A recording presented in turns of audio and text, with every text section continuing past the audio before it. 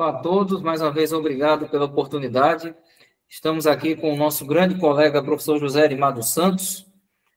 Antes de mais nada, me apresentar também, professor Iaponi Galvão, professor do Departamento de Geografia do SERES, do UFRN, aqui em Caicó, no Rio Grande do Norte, né, que é um município situado no Centro-Sul Potiguar, mas falando assim, ninguém conhece, né? Ninguém chama Caicó de Centro-Sul, embora esteja do Centro-Sul, chamamos aqui de Seridó, né, que é uma região historicamente constituída como Seridó Potiguar.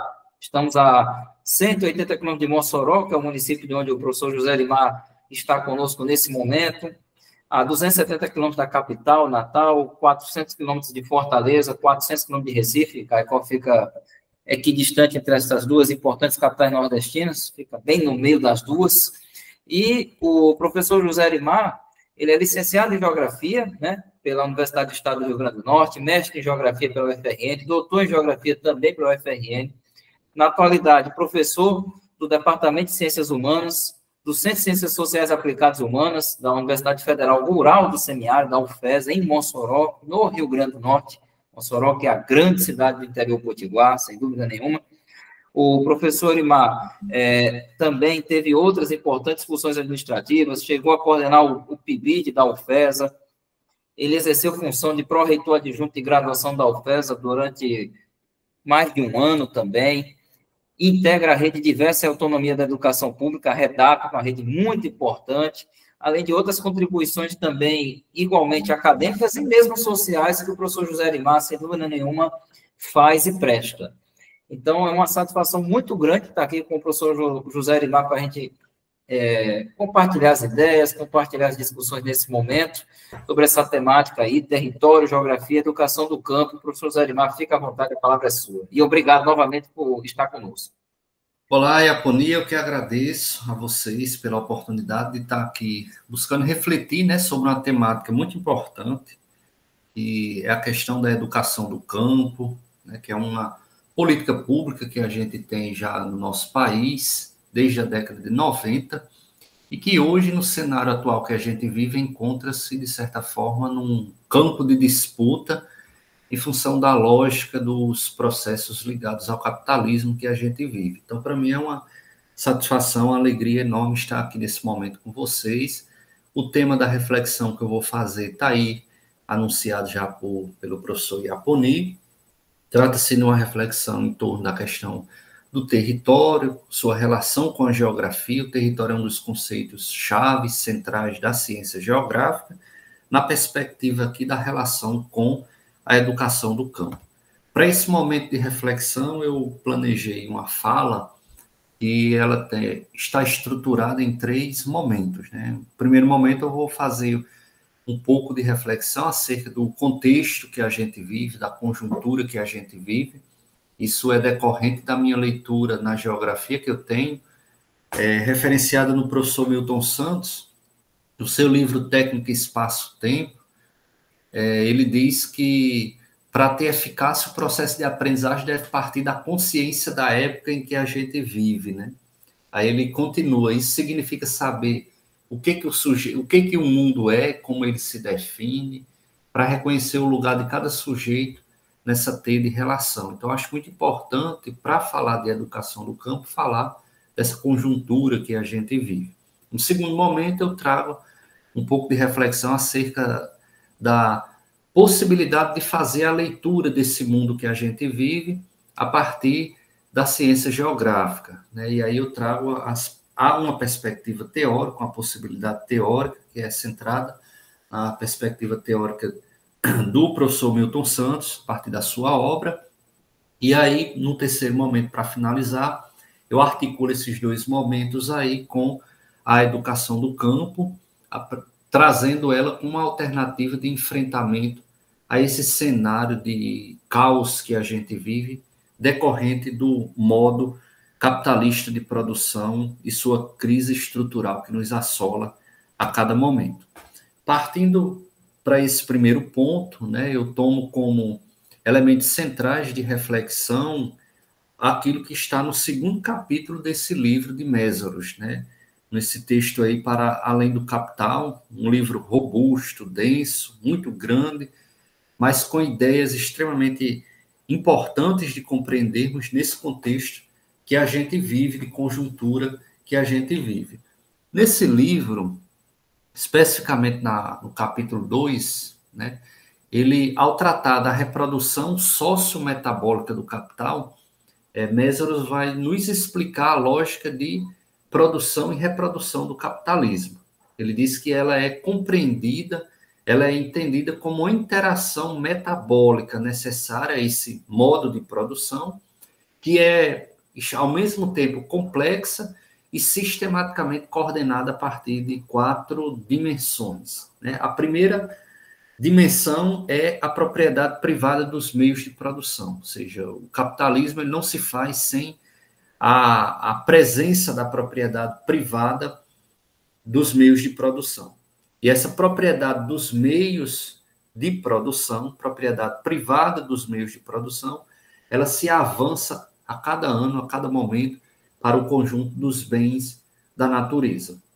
O cenário que a gente vive, que os povos do campo, das águas e das florestas vivem, é um cenário em que a lógica da reprodução sociometabólica do capitalismo, buscando a todo tempo, como é o caso das questões ligadas à grilagem e à estrutura fundiária concentrada que a gente tem no nosso país, elemento centrado à lógica da reprodução sociometabólica do capital, tendo como primeiro elemento complexo e interacionista a propriedade privada, ou seja, o capital ele busca a todo tempo privatizar a propriedade, né? É contra aquilo que é público, tanto é aquilo que é público cometido o tempo todo a se tornar coisa privada. Veja o que acontece na política, por exemplo, no nosso país, em que governos, né, tendem, ao chegar ao poder, a tendência é privatizar aquilo que é de interesse público. Por quê? Porque isso faz parte da lógica metabólica do capitalismo que a gente vive. A segunda estratégia e interação que se faz na essência do capital é a exploração do trabalho humano. Essa exploração do trabalho humano é inerente ao trabalho assalariado, mas também essa exploração ela se alastra para os bens da natureza, né? Porque a gente não vê a natureza como nós parte dela, né? Mas a gente vê ela apenas como recurso. Nos vemos, sobretudo nós ocidentais, como coisas não, né? Ser superiores à parte da natureza. E a sua correspondente alienação, né? Que nos torna alheio enquanto classes sociais que produzimos através do trabalho ao produto que é gerado coletivamente. Então, essa exploração ela é algo que merece reflexão quando a temática é a educação do campo, quando a temática é o território, porque a exploração e a expropriação da propriedade são marcas desse contexto, dessa conjuntura que a gente vive, que não apenas os povos do campo, das águas e das florestas, as comunidades camponesas, as unidades de conservação que a gente tem no nosso país estão sendo acometidas juntamente com os territórios indígenas e quilombolas. A terceira interação, a terceira dimensão que se dá esse processo de reprodução sociometabólica do capital é centrado no que a gente poderia chamar do controle dos centros de decisões ao qual estão ligados os processos reprodutivos do capital. Historicamente, sobretudo desde a Segunda Guerra Mundial, se projetou no mundo os Estados Unidos como centro de decisão e controle dos processos de produção do capital. Esse centro de controle, ele hoje está em crise tremenda, em função, sobretudo, da ascensão da China, a ascensão do sul global, do qual o nosso país ele faz parte, integra um dos blocos econômicos, né, em perspectiva de desenvolvimento, não apenas econômico, mas social também, que é a questão do BRICS. Então, essa centralização das decisões e controle sobre os processos produtivos, né, que se alastra aí para todas as dimensões da nossa sociedade, é responsável pelo que nos marca enquanto sociedade contemporânea, como é o caso das guerras. Hoje nós vivemos um cenário que a gente tem a destruição, a morte nos colocada aí ao vivo, né, pelas mídias e pelas redes sociais, em função disso que o sistema e os atores principais desse sistema não querem perder, que é o controle sobre os processos produtivos na figura centralizada de um território específico, que são os Estados Unidos. Esse território hoje está sendo, como eu falei anteriormente, sucumbido pelos processos de articulação do sul global, liderados sobretudo pela China e pela Rússia.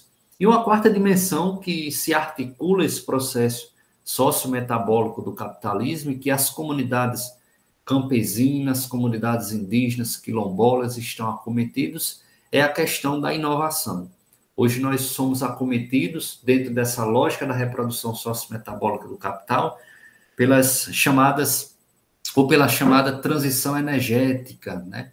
E aí que é a busca pelos combustíveis verdes, pelas energias limpas. Essas são mais um conjunto de estratégias desse processo de reprodução do capitalismo que destrói essas comunidades, que destrói os territórios de vida dos povos do campo, das águas e das florestas. Então, nessa perspectiva, a gente não pode deixar de, ao falar dos povos do campo, das águas e das florestas, aqui especificamente falar da educação do campo, sem mencionar esse contexto, essa conjuntura, essa engrenagem complexa de guerra, de destruição que nos acomete, que é o processo sociometabólico do capital, que na sua esfera atual, no seu contexto atual, está organizado, está implementado político, socioculturalmente naquilo que a gente conhece como neoliberalismo e que muito bem a professora Marilena Chauí, nesse texto aí, o totalitarismo neoliberal, apresenta essa fase sociometabólica destrutiva do capitalismo, conhecida como neoliberalismo, como uma nova forma de totalitarismo. E aí se caracteriza por uma série de fatos presentes na cidade, presentes no campo, que acometem as populações, sobretudo camponesas, indígenas, quilombolas, né? Que é a recusa, esse neoliberalismo, ele se faz pela recusa às especificidades das diferenças, né?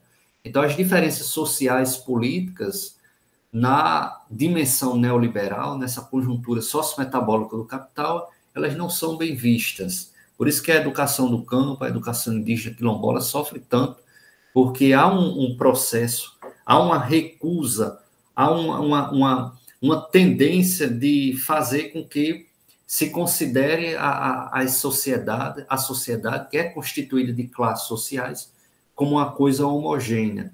E esse processo é muito doloroso para os povos do campo, das águas e das florestas, porque eles têm necessidades específicas de vida, que é diferente das necessidades impostas e empurradas de goela abaixo por esse modo de produção capitalista que a gente vive.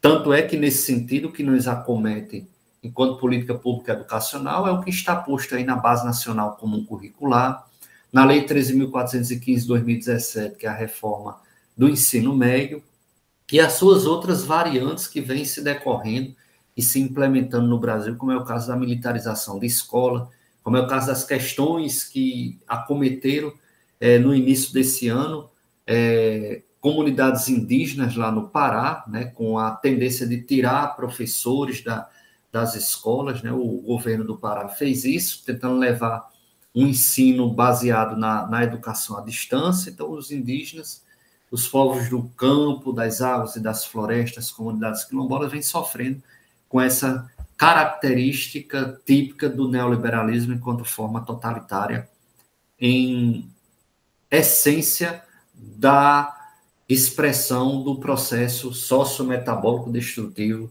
do capital. Então, ela nos diz, né, a professora Marilena Chauí, que nessa perspectiva, né, os hospitais, as escolas, né, o próprio indivíduo sempre são considerados como empresas, né? Então, nessa perspectiva, a educação do campo ela vem lutando contra essa dimensão constitutiva de um modelo predatório de educação, um modelo predatório de sociedade, de relação com a natureza e, portanto, de produção com a vida. E aí, nesse sentido, com relação ao neoliberalismo, a professora Marilena Chaui aí nos diz, né, que encobre o desemprego estrutural que a gente vive, né, por meio da chamada uberização do trabalho, e por isso define o indivíduo não como mero membro de uma classe social, mas como um empreendimento, como uma empresa individual, né, o capital humano, a chamada teoria do capital humano, tão bem desenvolvida aí por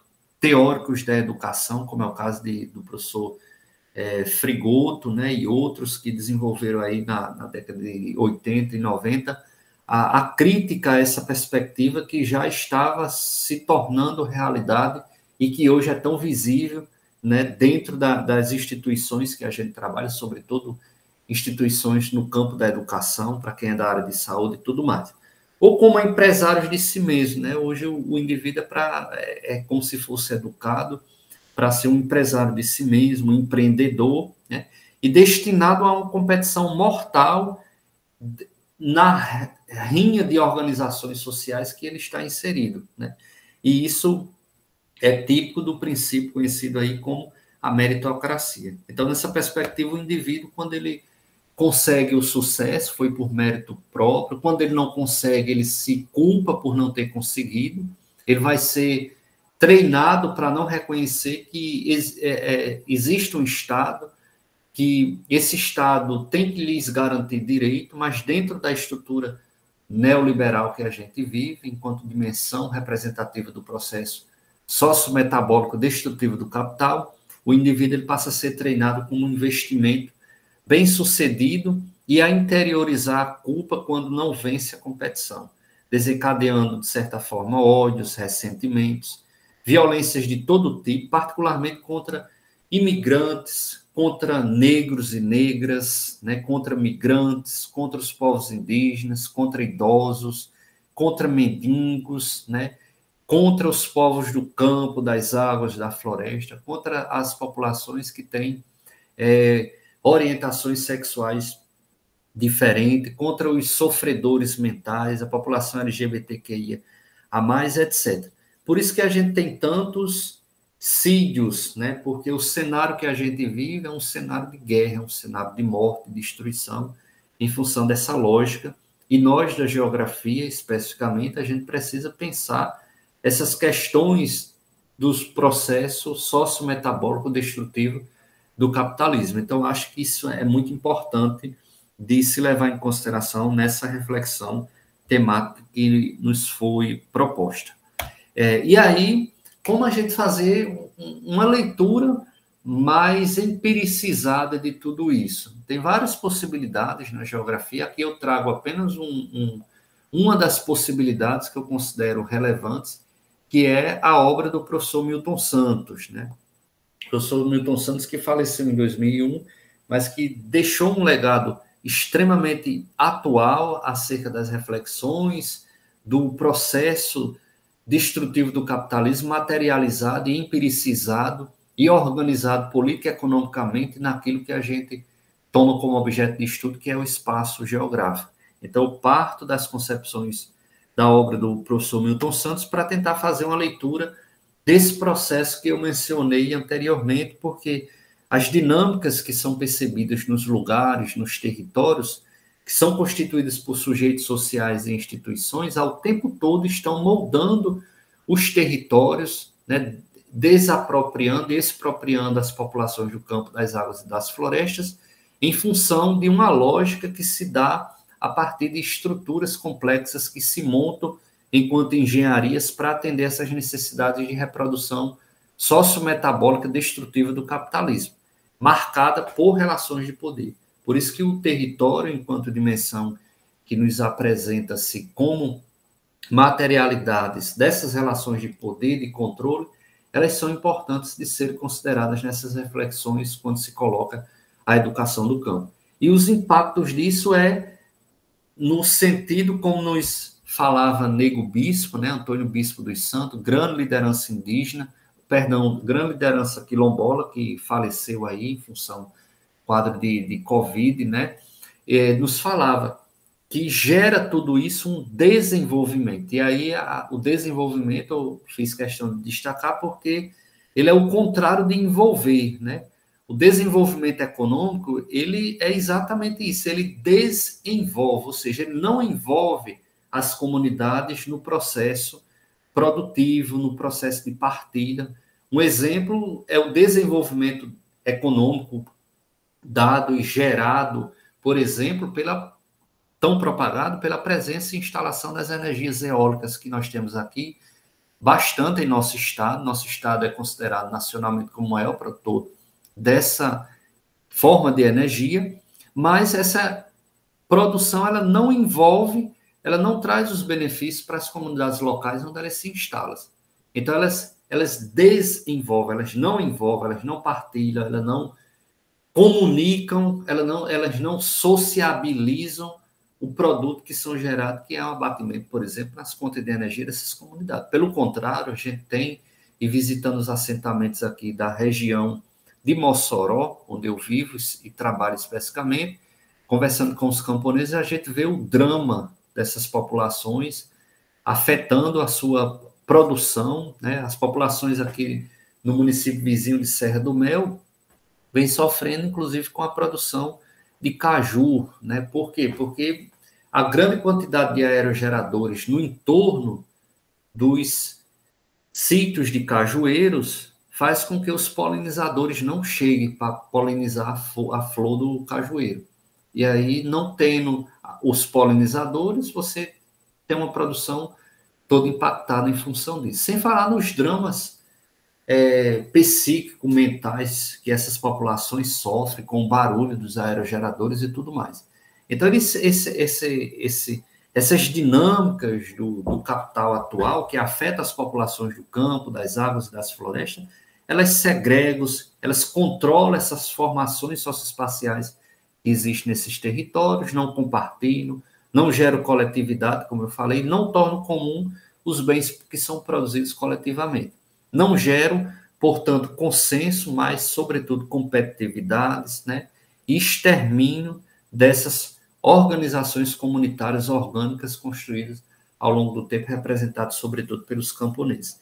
Então, a obra do professor Milton Santos, ela é importante nesse sentido, porque permite, além de pensar essas questões do ponto de vista teórico, para fazer a leitura desses processos, ela nos possibilita ver empiricamente esses processos, né? Isso que eu acho muito interessante, e aí eu trago alguns conceitos importantes articulados a essa necessidade de fazer essa leitura desse processo destrutivo do capitalismo que a gente vive, que é o conceito que ele traz de configuração territorial, aqui no capítulo 2 de A Natureza do Espaço, ao mostrar como ele chega à definição de espaço enquanto conjunto dissociável de sistemas de objetos e sistemas de ações.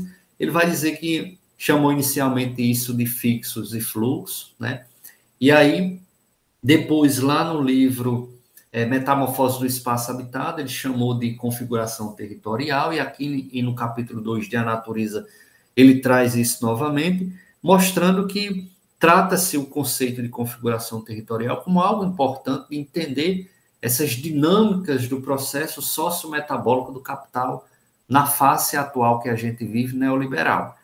Que a configuração territorial, ela é para a gente um indicativo de que é o conjunto da materialidade natural que existe nos territórios, que existe no mundo concreto que a gente vive, sobreposto a essa dimensão natural, a esses sistemas naturais, sobreposto às coisas que a gente, enquanto sociedade, criou. Então, o que é a configuração territorial? É a materialidade natural, né, dada pela natureza, e a materialidade social humana que nós criamos. Só que isso, ele vai dizer, ainda não é o espaço, isso ainda não é o território.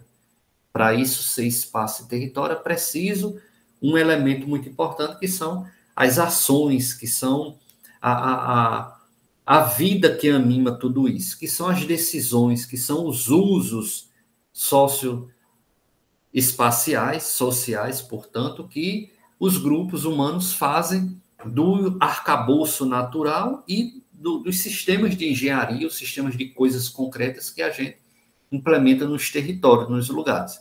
Isso dá uma dinâmica que é percebida, que é compreendida, e não teria outra maneira mais empiricizável de entender tudo isso, através da forma como os grupos sociais, né, usam essa configuração territorial, essa materialidade natural e social, naquilo que a gente conhece aí como a indicação que ele nos propôs de fazer essa leitura pelo conceito, pela noção de território usado.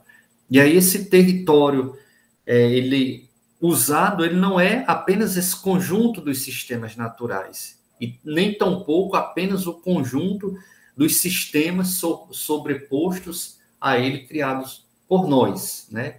Naquilo que a gente chama de configuração territorial. Mas ele é além disso, né? Ele é o chão, portanto, esse chão que é natural, mas que é acrescido, esse chão das coisas que nós criamos, como é o caso das nossas casas, né? Mas ele tem junto disso a identidade, né? O pertencimento.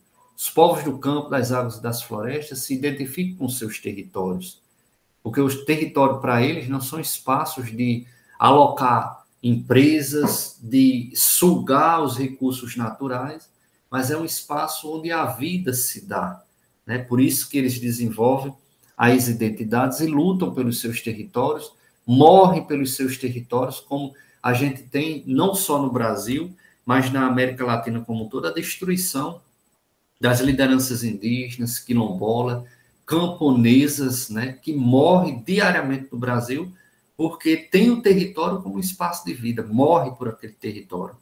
O chão da Amazônia, né, é banhado de sangue de lideranças indígenas, lideranças camponesas. Nós aqui no Nordeste morreram muitas e muitas lideranças camponesas porque defendiam o território, defendiam um espaço como melhor para todo mundo.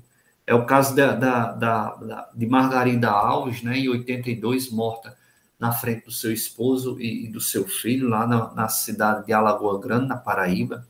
É o caso de Elizabeth Teixeira, que perdeu seu esposo por conta de conflitos agrários, e tantas outras lideranças. Aliás, Elizabeth Teixeira ainda está viva, né? Paraibana, morou aqui no nosso estado, no Rio Grande do Norte. Tem um documentário muito importante, que vocês, se não conhecem, procurem conhecer, Cabra Marcado para Morrer, que apresenta muito o contexto de organização e de luta que os povos camponeses travaram, lutando pela sua identidade e por um território mais justo, né? Portanto, a noção de território usado proposta por Milton Santos, ele é muito importante porque ele nos apresenta o território, né, que como o fundamento do trabalho, como lugar de residência, também como lugar de resistência, como lugar de trocas materiais e espirituais, e, portanto, do exercício da vida, como ele coloca nesse texto aí, o dinheiro e o território.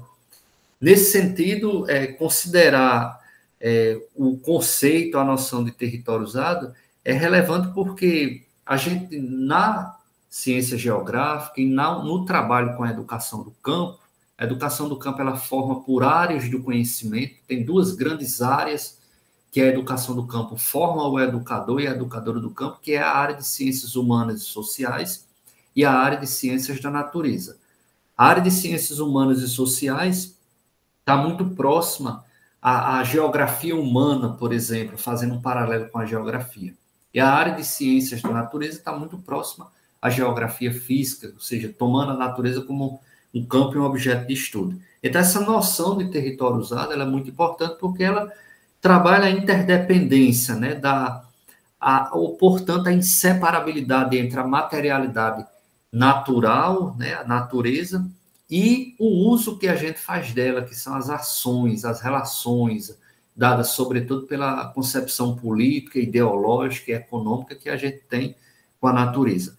Portanto, ela inclui o trabalho e a política, e nessa perspectiva não se pode deixar de fazer essa leitura quando se falar na conjuntura atual da questão de educação do campo, porque os seus territórios estão em disputa. Essa noção aí que eu coloco é tratada nesse texto aí, O Brasil, Território e Sociedade. E também ele apresenta, né, anteriormente, essas perspectivas, né, nesse texto aí, O Papel Ativo da Geografia, o Manifesto, onde ele vai dizer que é preciso considerar o espaço geográfico, né, que aqui a gente faz essa leitura do espaço geográfico como os lugares, os territórios dos povos do campo, das águas e das florestas, não como sinônimo apenas de território, né, mas como território usado. Né, e este é tanto o resultado do processo histórico, né, que foi construído ao longo do tempo, quanto a base material e social de novas ações humanas. Então, olhando o Rio Grande do Norte como um exemplo empírico, o processo histórico que formou esse território esteve ligado ao processo de colonização, né, com a presença aqui, sobretudo, da pecuária, enquanto um vetor que vai, se possível, eu não gosto muito de dizer que foi um vetor de povoamento, porque a gente já tinha os povos indígenas aqui no interior do Rio Grande do Norte.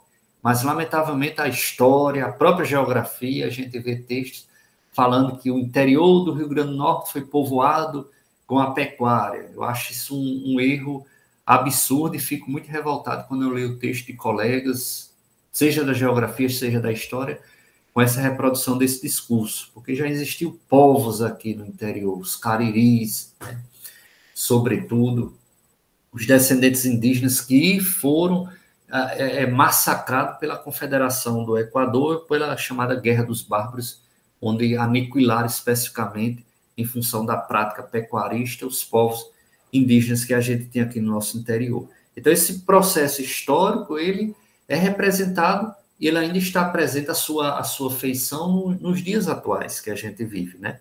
Então, os processos que a gente tem com a expansão das energias renováveis, solares e eólicas, né?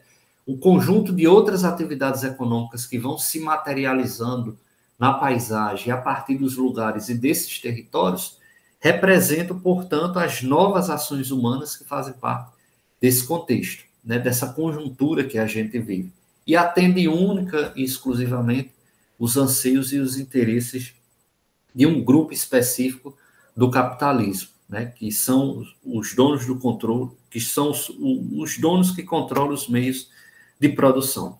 E para finalizar essa dimensão, como possibilidade de fazer essa leitura, ainda dentro da obra do professor Milton Santos, eu finalizo essa segunda dimensão aí, trazendo essa perspectiva teórica que eu considero muito importante na leitura de qualquer questão que a gente venha a refletir sobre o território, sobre o lugar onde existam pessoas, né, como é o caso do território rural, né, como é o caso do campo, especificamente, porque esses espaços, esses territórios são acometidos por essa natureza destrutiva para tirar esse capitalismo dessa crise estrutural absurda que ele vive. E aí, Milton Santos, no texto Economia Espacial, no capítulo 2, ele nos apresenta um princípio de método muito importante, né, que a gente não pode deixar de refletir sobre, que ele diz, um dos problemas fundamentais inerentes a qualquer estudo sistemático da organização do espaço, ou seja, quando a gente vai estudar a educação do campo, a gente inevitavelmente toca na ideia de organização do espaço, de dinâmicas territoriais, porque tem um conjunto de empresas usando o território. Sobretudo aqui na região que eu vivo, são as salinas, são as eólicas, a energia solar, né? É a extração de petróleo e gás que nós temos, e uma das práticas de uso do território ferrenha que nós temos aqui no nosso entorno é o agronegócio. Então, essas ações econômicas, elas implicam na organização ou desorganização do território. Então, compreender isso nessa perspectiva de leitura geográfica é atentar-se a essa premissa de método apontada por Milton Santos, que ele diz, olha, ao estudar isso, ao refletir sobre isso, é preciso a gente se perguntar por que cada coisa está situada num determinado local em vez de um outro qualquer. Por que o agronegócio está com força aqui na Chapada do Apodi? Por que a extração do petróleo é com força? Por que o Rio Grande do Norte hoje está apontado como o maior produtor de energia eólica do Brasil? maior produtor de sal marinho que a gente tem, o segundo maior produtor ainda de petróleo, né, em terra. E uma série de outras questões que a gente se pergunta, né? Por que que aqui no município que eu vivo, o município de Mossoró, é um dos municípios no estado que tem mais assentamentos de reforma agrária, né? Por que que tem tantos assentamentos de reforma agrária aqui? Uma segunda coisa de método que é muito importante nessa leitura geográfica desses processos que acometem os territórios quilombolas, indígenas e camponeses é procurar saber em que medida, né, os diferentes elementos de uma dada organização espacial podem vir a variar em sua distribuição, ou seja, como o agronegócio ele se distribui, se dispersa no território potiguar ou de qualquer outra unidade da federação. Como determinada atividade econômica ela está dispersa ou ela está concentrada, por que ela está concentrada, por que ela está dispersa em determinados locais.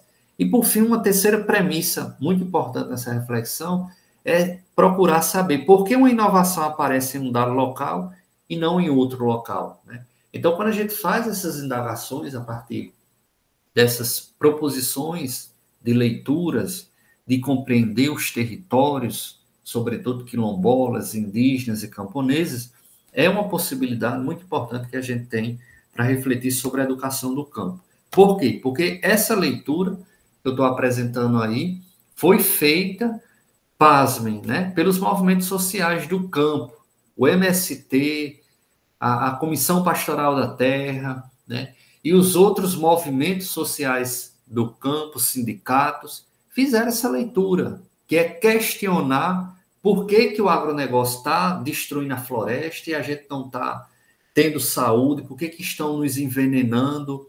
Então, essas indagações que eu apresentei do ponto de vista teórico, enquanto estudioso da geografia, foram questionados esses elementos aí pelos movimentos sociais nos anos 90. E a partir disso se organizaram e procuraram lutar por essa política pública a partir de parcerias com as universidades, né? Nisso que a gente chama de educação do campo. Então, a educação do campo, ela nasce desse questionar a presença desse processo metabólico destrutivo do capital que destrói a configuração territorial e reorganiza os territórios, expropria os camponeses, mata as lideranças camponesas e tudo mais, não oferta um ensino de qualidade aos povos do campo, porque antes da educação do campo, a pretensão do Estado brasileiro foi de deixar a população no campo com um saber mínimo, né, para ela sobreviver, era saber um pouco ler, saber um pouco contar, e não dá o direito constitucional de acesso a essas pessoas a um saber e, a partir desse saber, conseguir ir longe, né, através da educação. Quem procura fazer isso, martelar isso, é a educação do campo, porque ela questiona tudo isso e luta de forma organizada, através dos movimentos sociais, por uma educação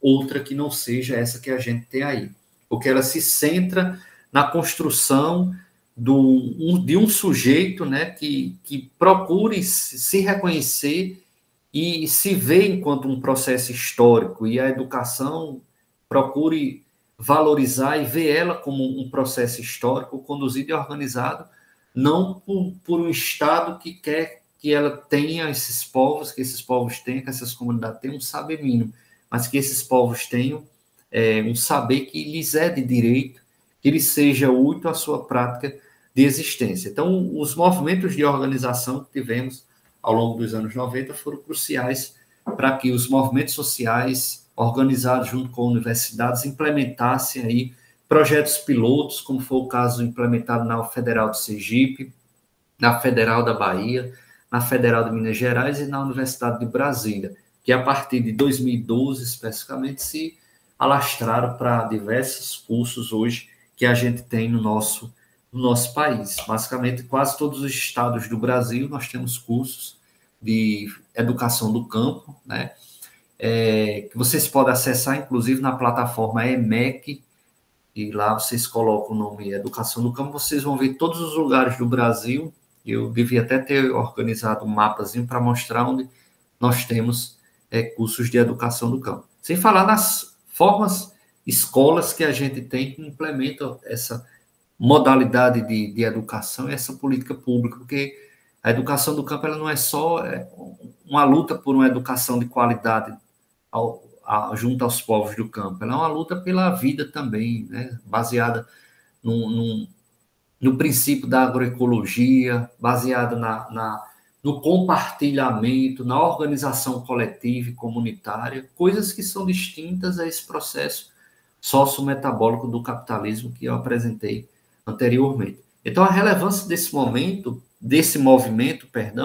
que é a educação do campo, está na realização de estudos, debates, né, sobre a construção de um projeto de vida que se realiza nas escolas. Mas vejam, nós temos um processo de fechamento de escolas, eu também estou devendo isso a vocês, mas vocês podem acessar o INEP Data, e lá vocês têm acesso aos microdados do censo da educação superior e da educação básica. Na educação básica você tem catálogo de escolas, e vocês podem fazer esse levantamento, inclusive até pesquisas, e vocês vão ver o número decrescente de presença de escolas no meio rural, né?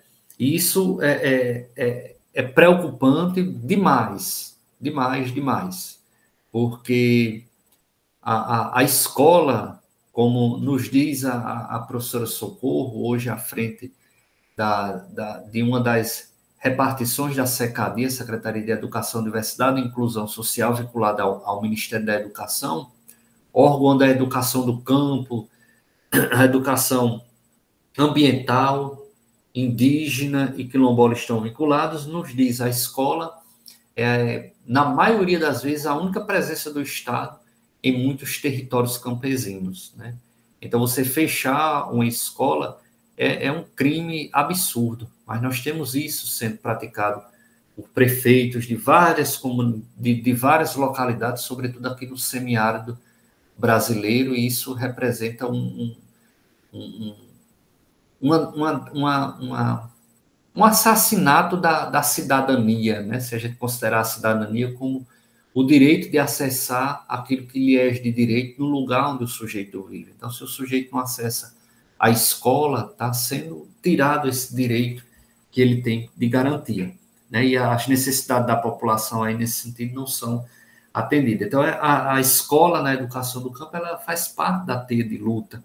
É lá onde o enfermeiro vem tirar a pressão, medir a pressão daquelas pessoas, é onde o agente comunitário de saúde faz as reuniões, a escola é onde a organização coletiva e perspectiva de vida se dá, mas elas estão sendo sucateadas e fechadas, né? E a educação do campo tem batido nessa tecla e lutado para que essa prática criminosa, que faz parte do processo sociometabólico do capital que a gente vive, o capitalismo quer pessoas analfabetas, quer pessoas que sejam fáceis de mandar e desmandarem nelas, né?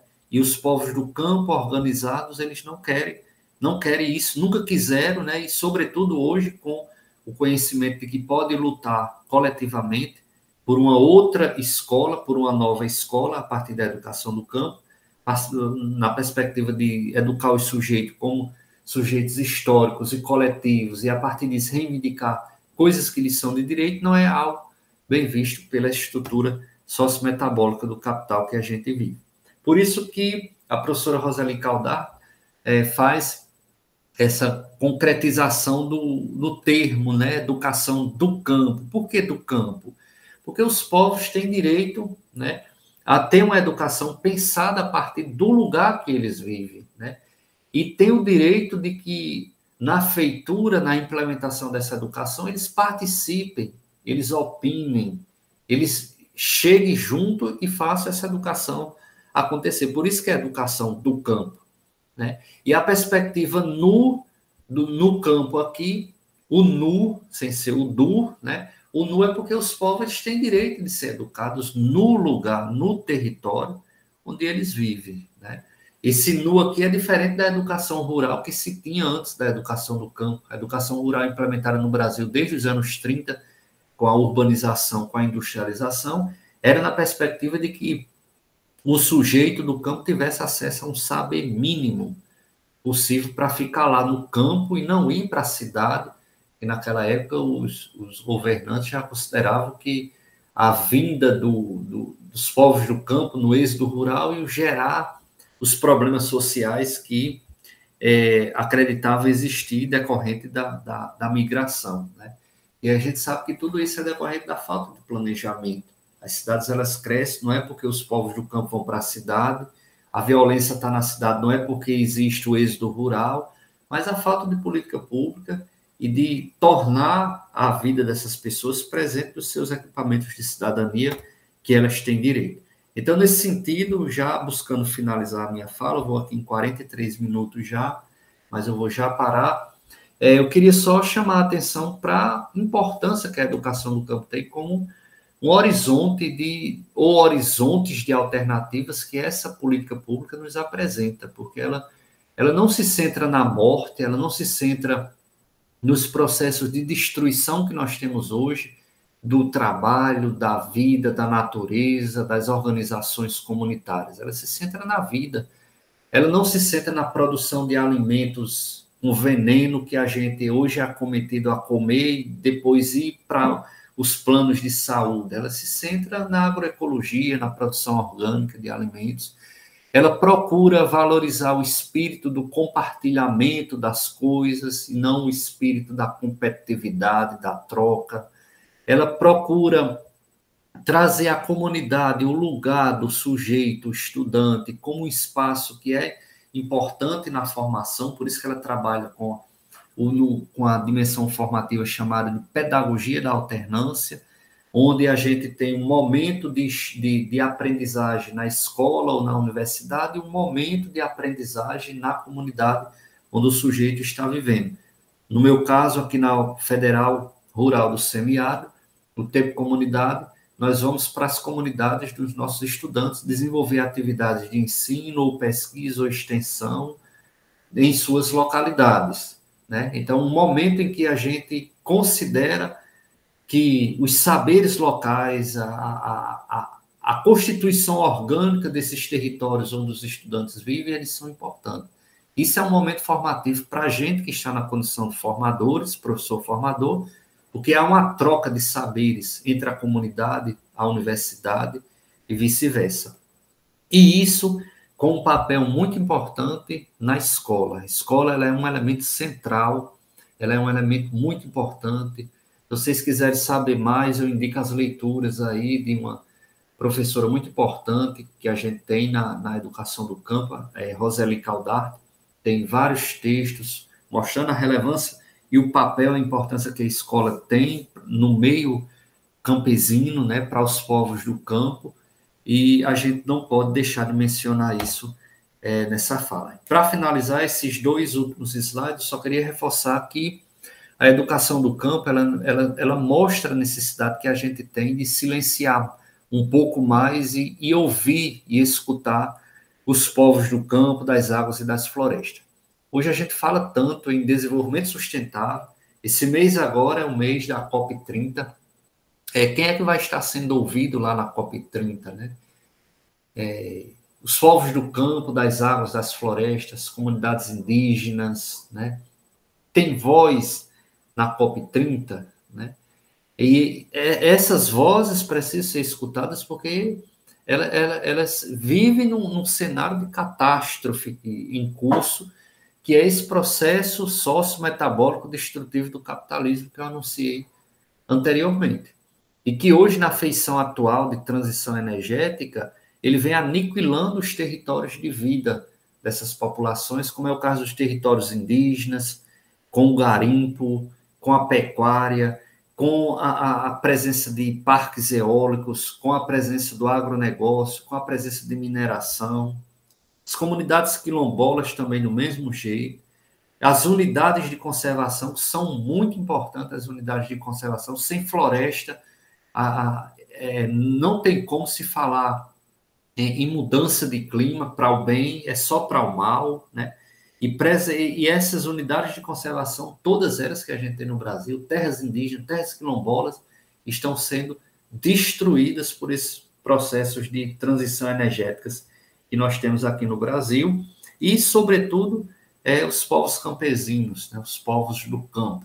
Então, assim, esse cenário é indicativo para a gente se debruçar sobre isso aí, sobretudo a gente aí da geografia. Eu acho que tem muita coisa para a gente denunciar, né? Eu digo assim, estudar, mas, ao mesmo tempo, eu fico preocupado quando eu digo estudar, mas denunciar tudo isso e apontar alternativas, né? E as alternativas estão aí. Escutar os povos do campo, das águas e das florestas, porque são eles quem nos mostra que é preciso cada vez mais a gente se reconectar, né? Nós estamos desligados de uma coesão de vida, estamos num projeto praticamente de guerra, do que Milton Santos chamou de aceleração contemporânea, que nos destrói psíquico, afetivo e comunitariamente. E a gente precisa se conectar. E quem nos ensina isso são os povos do campo, das águas e das florestas. Saberes comunitários desses povos, eu acredito que são as chaves para o futuro do que a gente chama de desenvolvimento sustentável, porque não existe sustentabilidade destruindo esses territórios, né? E nisso tudo, a gente precisa, como nos dizia Antônio Bispo dos Santos, né, Nego Bispo, saudoso Nego Bispo, a gente precisa comunizar, né? Ao invés de competição, a gente precisa partilhar, a gente precisa se reconectar com aquilo que é fonte de vida para a gente, né? Que foram valorizados, que foram lutado para que isso permanecesse por esses povos que hoje estão sendo destruídos, sobretudo, em nosso país. Então, era isso, essa reflexão que eu queria colocar para vocês. Espero que esses materiais aí, quem tiver interesse, possa fazer leituras e produzir reflexões denunciando esse processo sociometabólico destrutivo do capitalismo que nos acomete. É isso, muito obrigado. Obrigado, professor José Arimar, pela fala importante para a gente fazer uma reflexão além da mera educação do campo, né? Não falar apenas da temática em si da educação do campo, mas principalmente trazer outros elementos que a constituem, seja teoricamente, seja empiricamente. E aí, para a gente finalizar de vez aqui esse momento de debate, a gente traz o questionamento sobre as perspectivas, o futuro da educação do campo, né? A gente passa por um processo cada vez mais acelerado, concomitante a um processo de maior urbanização do rural, né? Uma maior inserção do urbano no rural. Além de tudo, a gente também passa por um processo de precarização da educação básica, né? A olhos vistos. A gente vê, por exemplo, falando do contexto do Potiguar, que várias prefeituras pelo Rio Grande do Norte fecharam escolas que estavam situadas em áreas rurais. E aí, para baratear os custos, estavam levando os alunos de ônibus para essas escolas, né? Para facilitar. E aí a gente pergunta qual é a perspectiva para o futuro, professor Lima, para a gente fechar a fala de hoje. Qual é a perspectiva para o futuro com esse contexto de desmontes e ataques? Pelo menos é o que a gente consegue enxergar, de alunos precisando ter que vir para a cidade ao invés de estudar na sua própria comunidade. É uma excelente indagação, Iaponi, essa que você colocou. O contexto de futuro é a gente reconhecer que nós estamos num cenário de disputa, né? Então, a educação, não só a educação do campo no Brasil, ela está num cenário de disputa, ela é um território de disputa. Quem é que está disputando? A Fundação Limão, ou a Lehman, né? As instituições privadas que acometeram o Ministério da Educação, sobretudo a partir do golpe de 2016 para cá, com o desgoverno golpista de Michel Temer, né? E assolapado aí pelo governo Bolsonaro. Então, assim, a educação do campo, a perspectiva não só dela é preocupante, porque o cenário que nos apresenta é desafiador, é avassalador, porque há um conjunto de forças disputando a educação brasileira, e dentro dela a educação do campo. O professor Roberto Lerre, para quem não conhece esse texto, eu recomendo muito a leitura, né? A Educação no Governo Bolsonaro, Inventário da Devastação. É um material muito importante para a gente que trabalha com formação de professores. Tem um capítulo aqui específico sobre a educação do campo, fala disso que eu falei anteriormente, né, desse cenário difícil que a gente vive, porque é um cenário de disputa. E para disputar, ela não e a educação nacional, a gente precisa se organizar coletivamente. Vocês vejam o exemplo que nós tivemos aí daquela absurdo, né, que o Congresso brasileiro fez, e que se não fosse aquelas manifestações que nós fizemos, né, organizado, ir para as ruas ou ir para o movimento se organizar, a gente não vai conseguir destruir o que está em curso no nosso país e no mundo de uma maneira geral, porque é um cenário de disputas. E esse cenário de disputa, ele nos chama a atenção para a organização coletiva.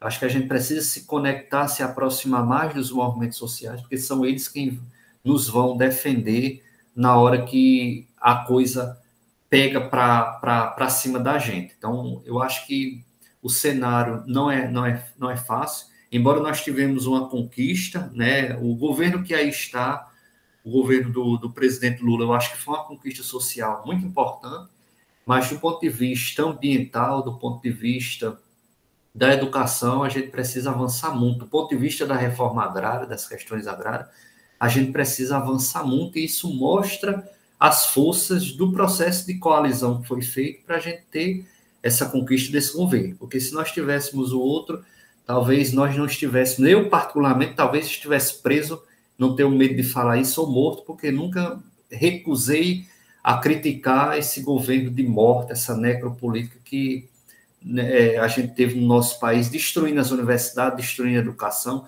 destruindo os povos pretos, os povos indígenas, né, que estão sofrendo ainda muito, sobretudo na região amazônica do nosso país, os povos campesinos. Então, assim, eu acho que o cenário não é fácil, mas ele mostra que se a gente se unir coletivamente, a gente consegue enfrentar esse contexto de disputa terrível, resultante do processo sociometabólico destrutivo do capitalismo que a gente vive. Professor José Edmar, novamente, muito obrigado pela fala, pelos aprendizados, por tudo que foi trazido, né, nesse momento.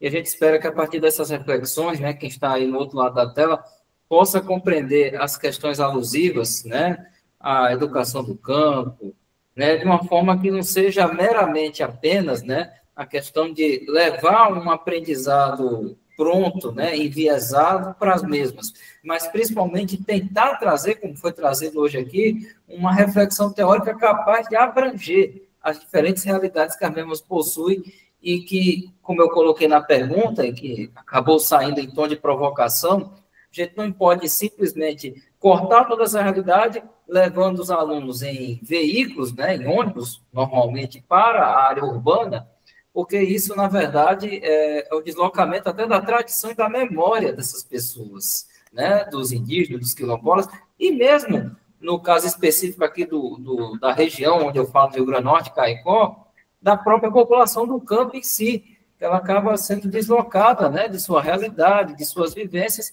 ao entrar numa outra realidade completamente distinta, que é a realidade de uma escola situada numa área urbana, que tem um outro contexto, uma outra realidade.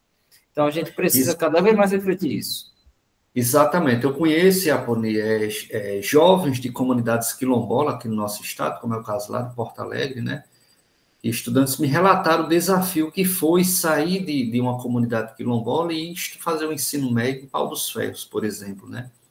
Então, eles sofreram muito preconceito, muito racismo, né, das pessoas de lá da cidade. Né? Sempre viram eles e elas como pessoas inferiores, né? Então, isso é muito sério. E a educação do campo, ela vem para desconstruir, para tirar isso. Olha, a população tem o direito de ter a educação lá no lugar dela e de a educação ser feita com elas. O estudante não pode ser evadido da escola porque tem uma determinada época do ano que é ajudar o seu pai na colheita. Então, vamos trabalhar com a pedagogia da alternância. Inclusive, está em um dos artigos, artigo 28, se não me engano, da LDB, foi reestruturado com a implementação da possibilidade da pedagogia da alternância. Então, cabe aos conselhos estaduais de educação, os conselhos municipais de educação, implementarem as normativas operacionais em suas respectivas unidades federativas, né, para que isso aconteça de fato como um direito empírico cidadão para essas pessoas, porque em termos normativos, os movimentos sociais já se juntaram e garantiram junto ao governo, sobretudo federal, e isso está implementado, né? Então, é preciso a luta.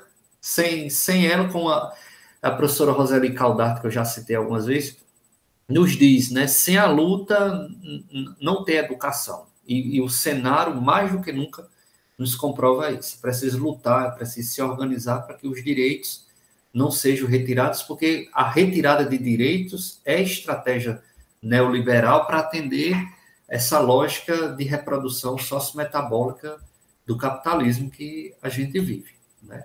Transformar todos os equipamentos de cidadania, dentre eles a educação, né, a saúde, em mercadoria. Perfeito, professor José Limar. Novamente, agradecemos muito a sua fala, suas reflexões, suas contribuições, e a gente espera que esse debate tenha cada vez mais ampliação, cada vez mais possibilidade, né? Eu acho que isso aí é fundamental, até para que a gente não se esgote na discussão de hoje. Eu acho que isso aí é um ponto que a gente jamais pode esquecer. Esse ponto é importante, porque muitas vezes, como eu disse, essas discussões acabam sendo secundarizadas e o pior, né? Elas acabam não sendo feitas por quem realmente trabalha com o assunto. Eu acho que isso aí é o ponto realmente que a gente tem que ter mais preocupação, porque é muito sensível você trabalhar com a educação do campo sem ter efetivamente compreensão sobre aquele universo. E aí a importância sua, que trabalha num curso que diretamente forma educadores do campo, né? Na Universidade Federal Rural do Semiárido, em Mossoró, aqui no Rio Grande do Norte, eu acho que essa contribuição é ímpar, não tem nem dúvida disso. Mais uma vez, professor Olivar, muito obrigado. Se quiser fazer algumas considerações finais, pode ficar à vontade. Pronto, eu que agradeço, espero aí ter contribuído com o debate. Qualquer coisa também você pode disponibilizar o meu e-mail, né? Contato aí para as pessoas que tiverem interesse, a gente ir continuando nessa luta, né? É muito importante a reflexão e estar sempre, eu acho que fazendo as críticas necessárias, né? A gente tem que sempre usar um pouco das ferramentas científicas para tentar, a partir do nosso canto disciplinar, da nossa ciência, tentar trazer o debate para que as coisas mudem, né? Venha beneficiar um pouco a população, sobretudo os povos do campo, das águas, das florestas, comunidades quilombolas que a gente tem, que sofrem tanto com esses processos destrutivos do capitalismo que a gente tem hoje aí. Então é isso, muito obrigado a Iaponia aí pela mediação, e a vocês que nos assistiram ou estão nos assistindo até agora nesse momento. Muito obrigado. Muito bem, e o e-mail é josé.erimar@ufesa.edu.br, josé.erimar@ufesa.edu.br, vai aparecer também aí na tela, mas a gente vai citando nominalmente. Professor Erimar, novamente, muito obrigado, e agradecemos novamente a fala, e estamos aqui à disposição para falar mais, para debater mais, tá bom? Valeu, gente, obrigado. Tchau, tudo de bom.